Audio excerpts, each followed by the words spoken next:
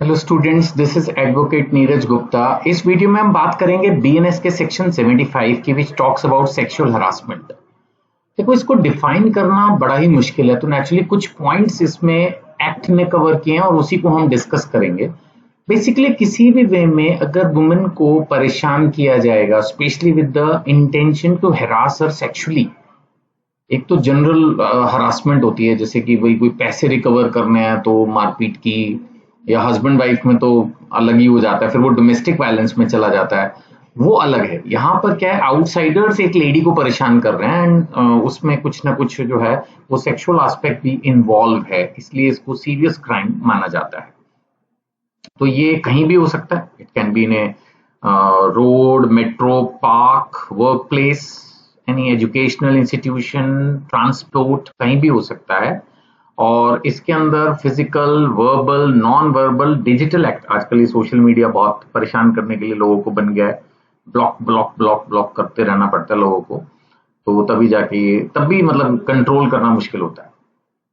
तो यहाँ पर क्या है, बेसिकली अनवेलकम सेक्सुअल एडवांसेस है, वो नहीं चाहती लड़की, फिर भी उसके पीछे पड़े हुए हैं। रिक्वेस्ट फॉर सेक्सुअल फेवर्स, चाहे प्रमोशन का लालच दे के, दोस्ती का लालच दे के, कुछ भी, या फिर सेक्सुअली कलर्ड रिमार्क्स, वो तो ना double meaning jokes, double meaning dialogues, और फिर एनी एक्टिविटी, तो ये सब इसमें कवर्ड है। इसीलिए इसमें फिजिकल नॉन फिजिकल दोनों कवर्ड हैं। अगर हम एसेंशियल इंग्रेडिएंट्स की बात करें तो victim must be a woman, unwelcome conduct, main चीज है अनवेलकम, लड़की नहीं चाहती उसके साथ ऐसा व्यवहार किया जाए, फिर भी नॉन कंसेंशुअल, मना किया जा रहा है, अनसॉलिसिटेड, कभी चाहा नहीं फिर भी, अनवांटेड, ये सारे वर्ड हैं।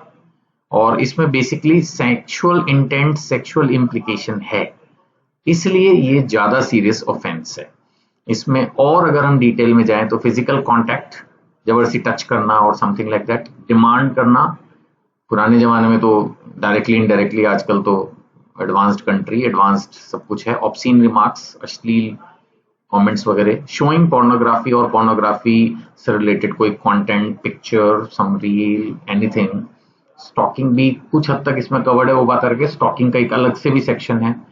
और साइबर हरासमेंट्स, ये भी चलता ही है सब कुछ। तो इसमें जो पनिशमेंट है वो 3 इयर्स तक के लिए है जेल, और अगर रिपीट ऑफेंस है तो हायर पनिशमेंट्स भी पॉसिबल हैं, क्योंकि जो लोग बदतमीज होते हैं उनको कई बार समझ नहीं आती, उनकी कंप्लेंट होने के बाद, इवन कन्विक्शन होने के बाद, केस चलने के बाद भी वो फिर वही सब हरकतें करते हैं।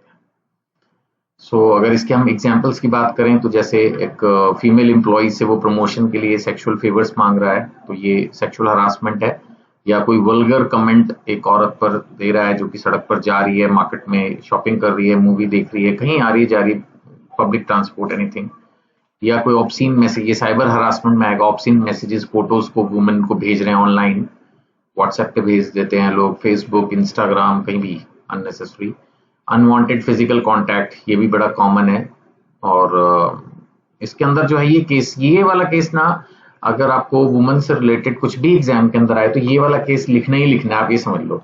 कुछ केसेस होते हैं जो लैंडमार्क होते हैं, जैसे टॉर्ट्स में है ना, रेलैंड एंड फ्लेचर, ऐसे ही ये रेलैंड फ्लेचर ही है, आप समझो, है ना। एनवायरमेंट में जैसे एमसी मेहता के केसेस होते हैं, ऐसे ही अगर सेक्सुअल हरासमेंट पे आएगा तो Vishakha versus state of Rajasthan. Actually ये एक लेडी थी जो ऑफिस में काम कर रही थी और सेक्सुअल वर्क, इसको जो है वो आई थिंक गैंग रेप या इस तरह की कोई सीरियस क्राइम फेस करना पड़ा वर्क एनवायरमेंट से कनेक्टेड में। तो उस समय क्या है कि पॉश एक्ट नहीं होता था।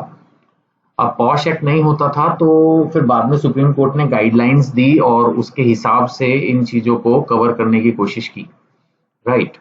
So this is Vishakha versus state of Rajasthan. तो इसको आपको ठीक से पढ़ना है, इसको आप लाइटली नहीं ले सकते हैं और इसको प्रॉपरली लेना है, राइट। तो इसके बारे में जो है बाद में मेधा कोटवाल लेले वर्सेस यूनियन ऑफ इंडिया में भी कहा कि जो विशाखा गाइडलाइंस हैं, है ना, इसको स्ट्रिक्टली आप फॉलो करें। कॉन्स्टिट्यूशन में भी आर्टिकल 21 तो राइट टू लाइफ है ही, safe environment. Article 14 protection from discrimination, women और मेन डिस्क्रिमिनेशन नहीं होना चाहिए, इक्वालिटी। और right to work without harassment 19(1)(g, it's very important. So constitution में भी वुमेन को प्रोटेक्शन पूरी तरह से दी हुई है, तो उन चीजों को भी ध्यान में रखते हुए चलना है।